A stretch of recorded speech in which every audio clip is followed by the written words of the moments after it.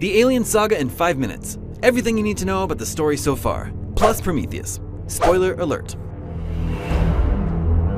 In the year 2089, archaeologists Elizabeth Shaw and Charlie Holloway uncover some cave paintings that point to a distant star system and the possibility of alien life. With the funding of old rich guy Peter Weyland and the Weyland Corporation, Shaw and Holloway lead an expedition on the ship the Prometheus to look for the aliens, who they call engineers, as in, they engineered us. The journey takes them to LV-223, along with Weyland exec Vickers, the ship's captain Janik, a detached android named David, and a bunch of other scientists who are destined to die. Once there, they explore an old engineer ship and inadvertently trigger the release of a black liquid substance. The engineers made the black goo to deconstruct DNA and mutate new life forms, or totally wipe out a planet if they don't like how it turns out. David steals some to infect Holloway with to see what it can do. Holloway does mutate, but not before he gets it on with his girl Shaw, impregnating her with an alien baby. Vickers has enough of this infection business and torches Holloway.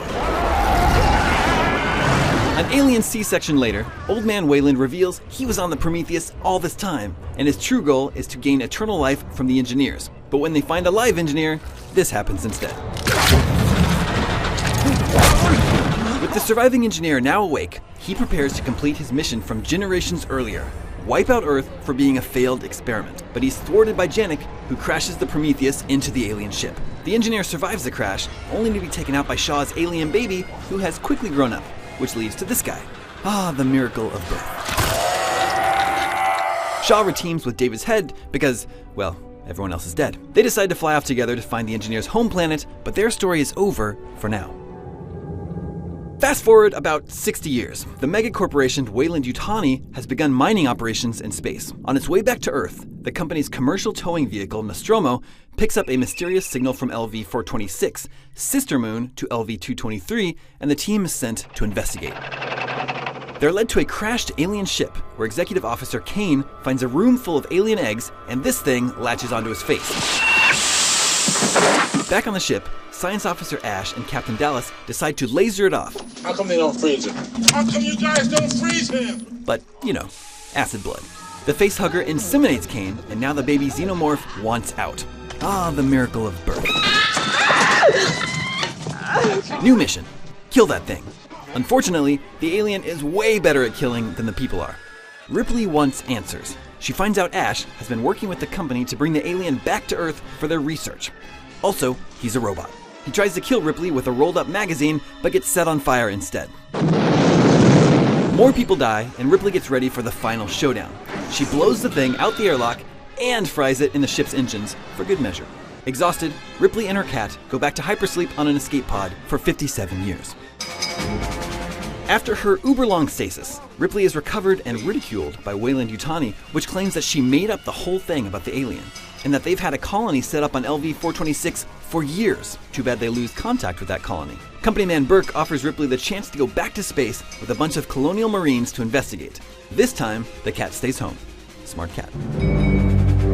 When the spacecraft Sulaco arrives in orbit at the planet, Ripley and the Marines, including Hicks, Hudson, and Vasquez, take a dropship to the surface and immediately get their asses kicked by the swarm of aliens that have used the colonists to cocoon and reproduce. Hey, maybe you haven't been keeping up on current events, but we just got our asses kicked, pal. The upside is that they meet a cute kid named Newt, who's the sole survivor of the colony. With everyone trapped on the planet, and the colony's reactor damaged and on the verge of going nuclear, well, that's great.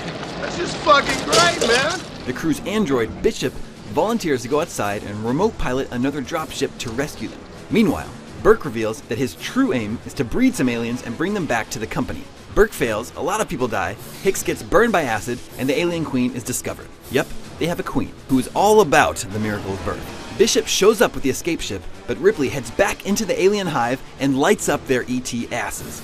She saves Newt and blasts off with Bishop and Hicks right before the colony goes nuclear. But the alien queen shows up again for one last fight. Power loader versus queen. Power loader wins. Back to hypersleep. This time, the gang's trip is cut short by a stowaway facehugger that causes a fire on board. They crash on Fiorina 161, aka Fury 161, aka an all-male, uber-religious prison colony run by the Weyland-Yutani Corporation. Ripley is the only one to survive. Ripley's presence is totally messing with the inmates' vow of celibacy and, in some cases, general insanity, so time to leave. Of course, It's not that easy. The stowaway facehugger infects a prison dog, creating a new dog alien. People start dying, but the alien refuses to kill Ripley because she was actually impregnated with an alien queen embryo when she was in stasis. A lot of dead inmates later, they finally kill the alien by dumping molten lead on it. Always late to the party, the company shows up to kidnap Ripley and use the alien queen embryo for their bioweapons research. Ripley would rather die than see the new alien queen in corporate hands, so she does, in an act of selfless sacrifice. Ah, the miracle of birth.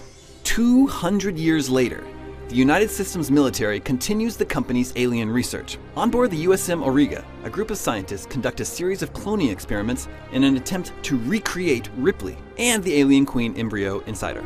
They finally succeed on their 8th try, and they don't talk much about the first 7 go-rounds.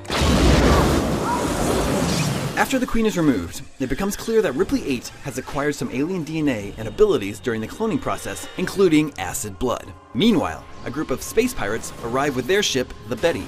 Among them are the mercenary Joner, the paraplegic Vries, and the cutie pie Call.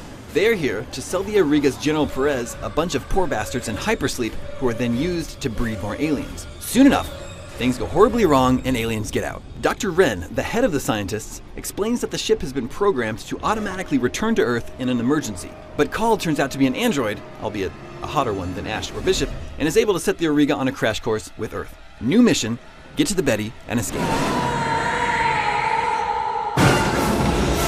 But before that can happen, the Queen, who inherited some human genes from Ripley, gives birth to an alien-human hybrid. The hybrid kills the Queen and gets googly-eyed for Ripley, thinking that she is her mother.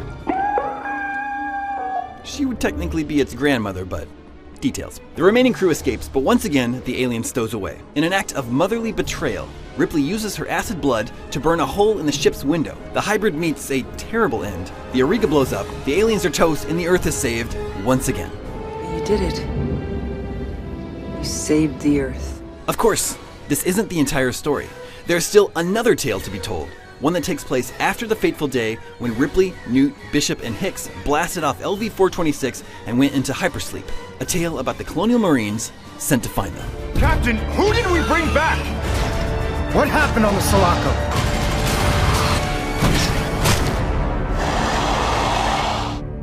That's it, man. Game over, man. It's game over. What the fuck are we gonna do now? What are we gonna do?